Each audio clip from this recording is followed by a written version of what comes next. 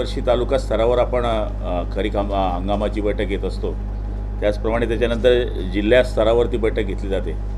तर त्या बैठकीचं आज नियोजन करण्यात आलं होतं। तालुका स्तरावरून ज्या सूचना आल्या होत्या त्याच्यामध्ये खताचं लिंकिंग असेल, त्याच्यामध्ये MSCBचे प्रॉब्लेम असतील, त्याच्यामध्ये बाहेरून येणारं जे बियाणं आहे त्याच्या बाबतीतले विषय असतील, किंवा मागे झालेल्या शेतकऱ्याच्या बाबतीमध्ये ज्या अडचणी आल्यात त्याच्यामध्ये पंचनामे आहे किंवा ज्या ठिकाणी हवामानाची केंद्र आहेत, याच्या ज्या सूचना सगळ्या खालपासून आम्हाला आल्या होत्या। त्याच्यामध्ये मग बँकेच्या कर्जाचा विषय असेल, म्हणजे DCC बँक आहे किंवा ज्या लीड बँक आपल्या राष्ट्रीयकृत बँका आहेत त्याच्या बाबतीमधला जो विषय असेल, या सगळ्या विषयांवर या ठिकाणी ज्या खालून सूचना आल्या होत्या त्याच्यावर आम्ही चर्चा केली।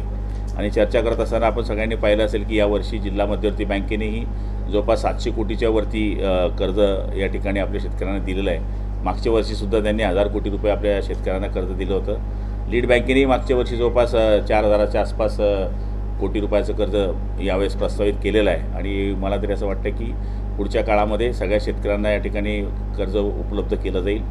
बियाणं त्याचबरोबर खताचे आपण आढावा घेतला। या महिन्यामध्ये सगळ्या शेतकऱ्यांना खतं उपलब्ध होतील। फक्त आम्ही शेतकऱ्यांना या सूचना केल्या, म्हणजे या खालून फीडबॅक येतो आहे की धूळ पेरणी करू नये। शेतकऱ्यांनी निश्चितपणाने बियाणं घेत असताना पक्कं बिल घ्यावं, खत घेत असताना पक्कं बिल घ्यावं। शेतकऱ्यांनी कापाशी लावायची असेल तर त्यांनी आंतरपीक लावावं, जेणेकरून त्याचा फायदा शेतकऱ्यांना होऊ शकेल। त्याचबरोबर 3x3ची जर पेरणी केली तर त्याचा फायदा होऊ शकेल। अशा बऱ्याच गोष्टी या ठिकाणी करण्यात आल्या। आणि मला तरी असं वाटतं की खालून शेतकऱ्यांनी ज्या सूचना दिल्या होत्या, मग शेतकी संघाला मटेरियल उपलब्ध करून देण्याच्या सूचना असतील किंवा शेतकऱ्यांना येणाऱ्या कर्जाच्या बाबतीमधल्या ज्या अडचणीच्या सूचना असतील, त्या सगळ्या आपण अधिकाऱ्यांच्या समोर मांडलेल्या आहेत। आणि MSCBलाही सूचना दिलेल्या आहेत की या काळामध्ये आपल्या जळगाव जिल्ह्याने ठिबक स्वीकारलेलं आहे।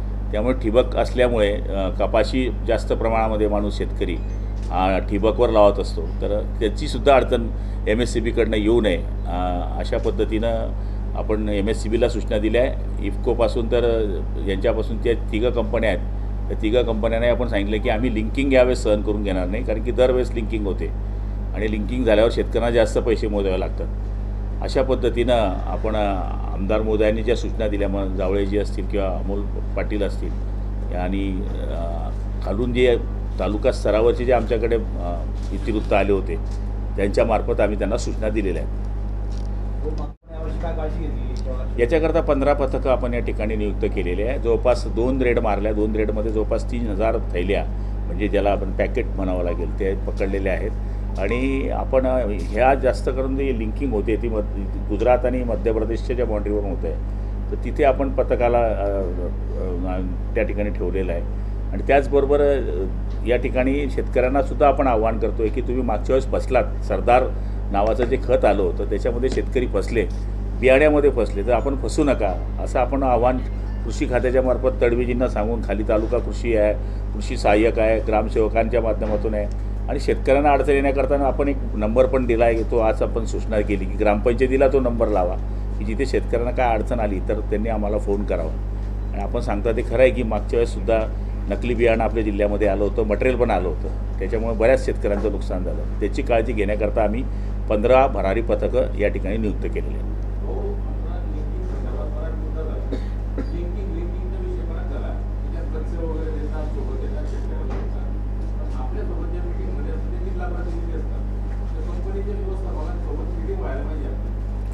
नाही, आता पुढच्या काळामध्ये आपण शेतकी संघाच्या पण काही अडचणी आहेत त्याच्यावर त्यांनाही बोलू, यांनाही बोलू।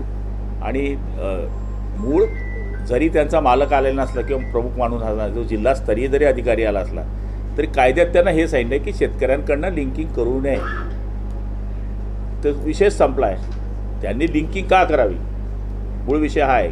मग कंपनीने थोडी त्यांना सांगितलं की लिंकिंग करा, पण हे आपला स्तरावर किंवा आतून वरतून कंपनीचाही त्यांना सपोर्ट असेल, पण शेतकऱ्यांकरता लिंकिंग करू नये हा सरळ त्यांना आदेश आहे। त्यामुळे आपण त्यांना या जिल्हा स्तरावर त्यांना सांगितलं, त्यांनी त्यांच्या कंपनीच्या माणसांशी बोलावं, वाटलंच आपण तुमच्या सूचनेनुसार त्यांच्यावरही बैठक घेऊ, अडचणी आपल्याला बैठक घ्यायला।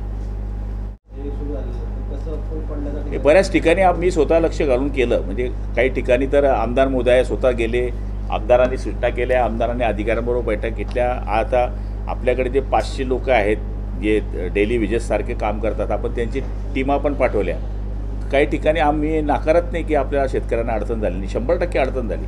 पण वादळही असं होतं की ट्रान्सफॉर्मरवर डायरेक्ट झाड, म्हणजे 100 वर्षाचे झाडंसुद्धा काही ठिकाणी कोलमडले असं होतं.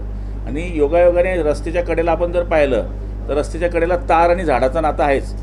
तो एक वेळेस पडला म्हणजे तो तारवरच पडणार आणि तो पडला म्हणजे मग तो सगळं नुकसान करणार. पण तरी आपण MSCBच्या पाठी लागून शेतकऱ्यांची मदत घेऊन 90% तरी आता MSCBचे कामं पूर्ण करण्याचा प्रयत्न केला. अजूनही 10-15% कामं आमची शिल्लक आहे, मी नाकारत नाही.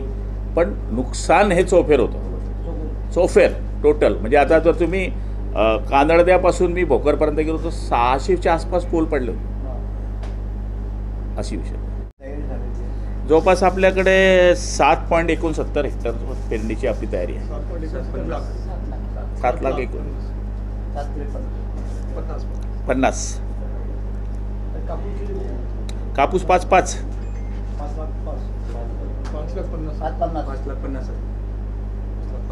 त्याच्यामध्ये आपला एक प्रयत्न आहे की आयदर हाय डेन्सिटी करावा या आंतरपीक करावा, हे 2 सूचना. आणि ते 3x4 लावता ना, तर 3x3 लावा. वाढतं कोणतं आहे आता सध्या?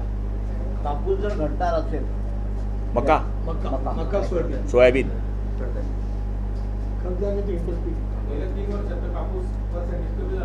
कमी आहे, पण आता मका आणि सोयाबीन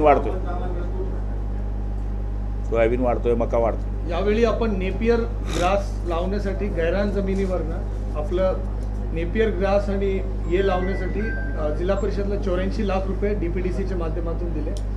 या नेपियर म्हणजे खत म्हणून पण वापर होऊ शकतो. आणि दुसरं आहे की याच्या आपलं जो बायोगॅसचे प्लांट आपले लागले विभिन्न ठिकाणी ग्रामीण भागात, त्यांच्यामध्ये पण ते एक वापर होऊ शकतो. एक चांगलं काम झालं. आणि जर परत एक वेळा आपली परवानगी असेल, तुकडे जो पडले होते तो आपलं एक शेत सुलभ योजना आली आहे. आपल्याला माहीत असेल की जो सामूहिक शेताला अगर आपल्याला तुकडे पाडायचे असेल त्याच्यामुळे खूप फायदे आहे. की एक आहे की आपल्याकडे ज्यावेळेला आपलं पीक नुकसान होतो त्याच्यामध्ये 5-6 वारस असतात, ते दुरुस्त करता येईल. आणि दुसरं आहे मयत शेतकरींच्या नाव अगर वगळायचे असेल 7/12वर, बिकॉज लास्ट इयर आपली असे अनुभव आहे की जवळपास 60 कोटी रुपये नुकसान भरपाईचे पैसे आले, बट लोकांनी घेतलं नाही आणि त्याच्यामध्ये नाहरकत प्राप्त होत नाही होते. आणि दुसरा एक और प्रश्न आपल्या समोर आला की मयत लोकांचे नाव 7/12वर होते आणि त्याच्या अंतर्गत वादमुळे ते 7/12 अपडेट करायला अडचण येत होते. तर आता हे जर आपण मयतांचे नाव अगर वगळला 7/12मधून, हा एक मोठा काम या ठिकाणी होऊ शकतो. बियाणांचे पॅकेट्स किती आलेले आहेत आतापर्यंत? 8,05,000 टोटल उपलब्ध आहे आपल्याकडे. आणि त्याच्यापैकी आता जवळपास मटेरियल जर पाहिलं आपण तर 3.39 लाख मेट्रिक टन आहे. त्याच्यापैकी आता आपल्याकडे शिल्लक साठा 1.45 आहे. प्रेस नोटमध्ये सगळे एक्झॅक्ट आकडे आहेत, ते वहां से घेतलं तो आकडे वहां से घेतलं तो बरं.